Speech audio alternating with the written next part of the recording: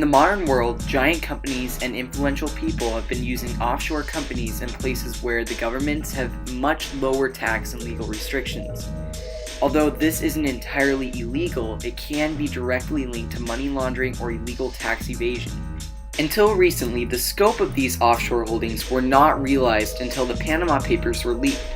These papers are 2.6 terabytes of documents revealing many shady dealings of Mossack Fonseca. In these papers, officials from around the globe, primarily in Europe and Asia, were linked with drug trafficking, mafia activity, and especially tax evasion. A lot of wealthy and influential people pretended to fight offshore financial corruption, yet were linked to financial money holdings coordinated by Mossack Fonseca. Some of the people implicated in these papers include the father of British Prime Minister David Cameron, the associates of Vladimir Putin, and most widely known, Icelandic Prime Minister Sigmund David Gunnlaugsson. So when somebody is cheating the rest of society, it is taken very seriously in Iceland. Han snakker også om hvor viktig han mener det med tillit til statsøkonomien og skattesystemet. Having faith in important institutions is very important, very valuable for society. So we want to show that we are leaving no stone unturned. People can rest assured that the government is doing what it can to look into any misconduct. This year, the release of the Panama Papers marked the largest data leak in human history and sent shockwaves across the political scene of Europe.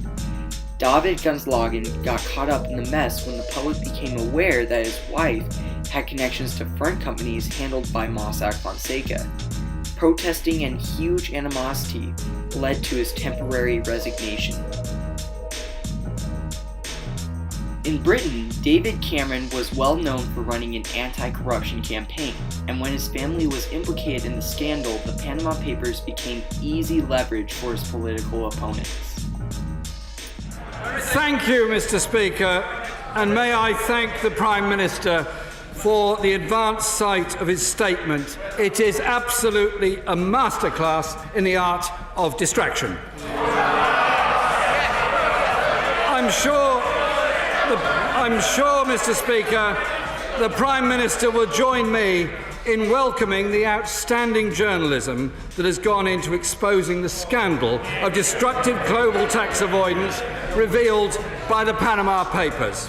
Many believe that the anonymous user whom released these papers is actually connected to government agencies.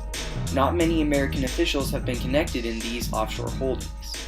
Anyway, all of this is to say that this leak it really does appear to be a new type of warfare, or at least a continuation of the type of warfare we've seen in recent years, where leaks come out, and these leaks often seem to implicate the State Department's enemies in various shady dealings. Isn't it funny how that works? And as I say, I think there are intelligence operations behind this type of thing, and that's why when this type of leak comes out, it's not one single prominent American is implicated in any of this. No one from the US would use shell companies to do something like this. Going forward, European countries will try to find ways to regulate offshore companies in order to prevent tax evasion. However, this requires the cooperation of all countries, especially the ones profiting off of these holdings, like in the case of Panama. Even achieving this, however, could bring us closer to a global tax system, which could overstep the autonomy of countries around the world. Going forward, European politics will be focused on how to best handle this problem and make sure companies are held accountable.